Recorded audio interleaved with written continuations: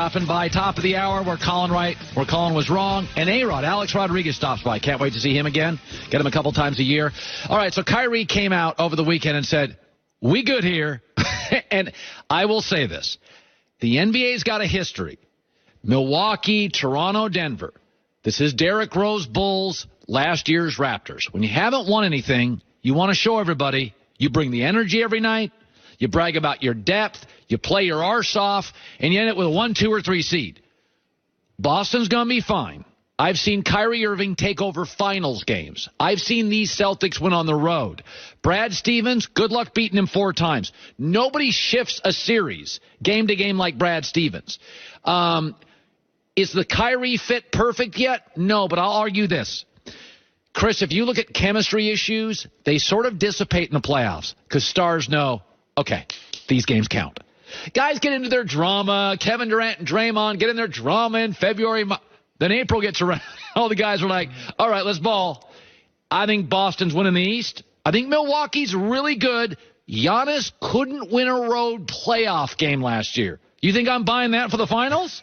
Come on. Well, they were the 7th seed last year. They got a new coach who really is good, Mike Budenholzer. He's good. Look, I think Milwaukee, Toronto, and Boston are all neck and neck. You buy Toronto. No bench Toronto. No bench. Kawhi, they get Kawhi Leonard. They got a bench. Marcus. Fred Van Fleet. Siakam's off the bench, but he's playing great. They just added Jeremy Lin. You got Marcus All. Jeremy Lin. Like, they are as deep as anybody. Jeremy Lin, playoffs. Going to put him on the floor? You don't remember Linsanity? Yeah, I do, for about 3.5 hours. But I think those three, Philadelphia, if they meet Boston in the first round, they're going home early. You think Boston's just going to get wiped out in the first round? No. Boston will beat Philadelphia. They will wipe Philadelphia out in the first. I've said there is no way possible Philadelphia beats Boston in a series. They just can't. They don't execute well enough. Embiid and Simmons aren't mature enough yet, basketball-wise. They don't really have a leader because we know about Jimmy Butler in the locker room. Tobias hasn't really been in that position before. Okay, Giannis is great. I've seen Kyrie take over playoff games. Look, Kyrie is the scariest player. Probably I want to couch it a little, but probably the scariest player in the league during the clutch. I mean, we saw against Milwaukee, he scored, 10 points in the last 2.5 minutes. The last shot, the NBA admitted he got fouled twice. Yeah. So he is look, I'm with you in that everybody looking at, they're the 4th seed. It doesn't mean anything. It means nothing. They got winners. They got guys that have been there to Game 7 of the Eastern Conference against LeBron. They've shown they can win on the road. Yep. They got a great coach. I'm with you. I'm just not. I've picked Milwaukee the last few weeks in the East, so I'm going to stay with them. But I will say this. Boston, we know their experience. Toronto, don't forget, Kawhi and Danny Green have championships and championship pedigree. All right. And then, so those two things have the experience factor over Milwaukee. What I like about Milwaukee, Colin. They have a very good coach, and they've got guys like, they do it all. They're only team in the league in the top 5 offense and defensive efficiency. They're a scary team. They can score in the paint. They can shoot the 3. How many road playoff games they win last year? They were the 7th seed. They had a different coach. You keep going back to that. I'm telling you, they're dangerous. And what I like about them down the stretch, in the last moments of a game, it's equal opportunity. Like when we saw him against Boston, Bledsoe penetrates, scores on a layup. The last shot, 32 seconds left, the game winner, Chris Middleton hits it. It's not just give it to Giannis and let him go to work. With Boston, we know Kyrie's getting it. With Lakers, we know LeBron's getting it. With Toronto, we know Kawhi's getting it. Every other team goes hero ball down the stretch. I like that Milwaukee draws up a set. Let's make a play, and the ball will find the open man, and he can hit it. So, I'm totally with you on. All these people writing off Boston are ridiculous. But I'm just not ready to say they're a lock. Okay, here's the other thing. Is that we just like the baby dinosaurs, and Giannis is a great kid, and there's a lot. LeBron left the East, and now is really good, and I'm like, Let me tell you something. The Houston Rockets added Kenneth Faried, Manimal. 2.5 years ago, he was one of the 5 guys in the league that we were all like, have you seen this guy play? Right. Then he disappears. He goes over to Houston now in a trade because they lost Trevor Ariza. They wanted physicality back. Yeah, I'm sorry, but I see that guy, and I'm like, Chris Paul, healthy, Harden, Fareed, Clint Capella. I hate to break it to everybody. This team has shown they can beat the Warriors. You picking them to beat the Warriors? No, I'm saying. Okay. All the teams in the league, we are now so in love with the new shiny teams. Kawhi in Toronto, Milwaukee, Philadelphia, LeBron Lakers. Let's remember the team that made the Warriors, the only team in 2 years that made them really uncomfortable is Houston. And I watched them with Fareed, and I'm like, oh, they're good again. Houston has beaten them 6 of the last 10 games. We know they're 3-0 against them this year.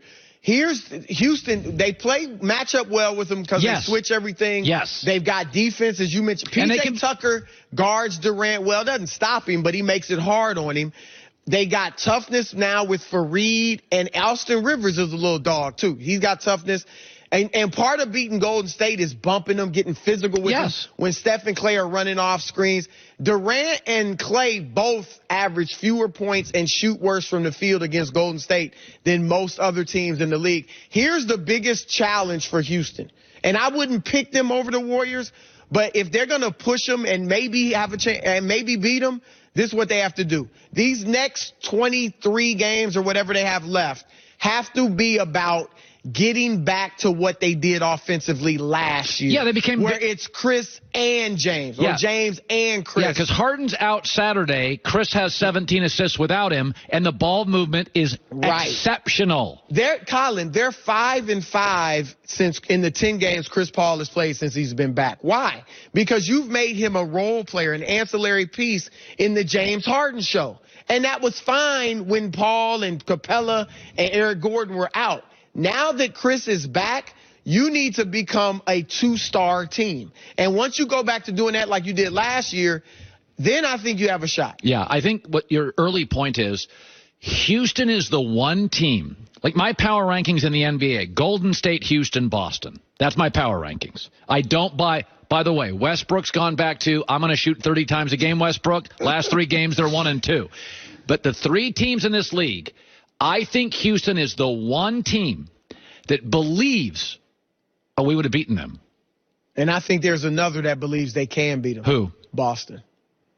I think Boston. That's a lot You don't think they can beat Golden State? No, because Houston had them. No, I give you that. When you and I fight, you and I boxing match, and we fight, and we go into the 9th round, and I'm beating you, and then you catch me with an uppercut and I go down.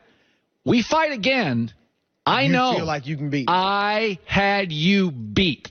Buster Douglas had Tyson beat. Tyson knocked him down. If they'd have fought again, really was a 10 count. It was in real life. Golden State. Let's not kid ourselves here. Golden State was a beaten team. Chris Paul got hurt. They were struggling with matchups. They were struggling with confidence. So I think again. I understand the NBA is a long season, half a baseball, but still long. We fall in love with the new stuff. But I know we're all falling in love with Milwaukee and Toronto. Houston with Kenneth Fareed now is a real team. Golden State was new at one point. You remember that? When Steve Kerr's first year, they were new. You sound like you're a Bucks fan. That's what they're saying on Twitter. Well, I picked the Bucks in the last few weeks. I was all with Toronto all season. Now I've been with the Bucks. So, yeah, I want to be right. So I want them to. Okay, one more time on LeBron. But I love Kyrie's confidence. I do. So I love him coming out and saying that. I don't agree, but I love him saying it. I haven't had you on since this came out. Sam Amick came on the show and said, Durant to New York's real. Kevin's people are talking.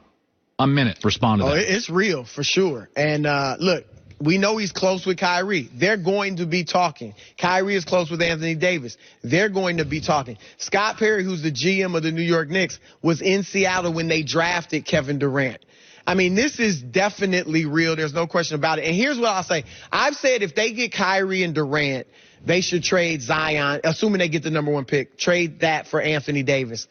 I'm starting to wonder because you know what Zion is showing at Duke? What? He can play without the ball. He can be 20 points and 9 rebounds without the basketball. If you got Kyrie and Durant, you need somebody that can be effective without the ball. Now, look, I'd love to have Anthony Davis too, But I'm just saying, Kyrie, Durant, Anthony Davis, that's going to be a rocky transition if you had all three of those guys. Now, I know I'm getting way ahead of myself, but, yeah, it's real. There's no question about it. Good seeing you, man. Always good to be here. Odd Couple, Rob Parker on the radio, Fox Sports Radio, later in the afternoon. All right, we got an exciting next hour. Colin right, Colin wrong to top our next hour. Alex Rodriguez stops by, too. Bryce Harper unsigned, Manny Machado signed. Some interesting topics with one of baseball's most captivating personalities, Alex Rodriguez, coming up.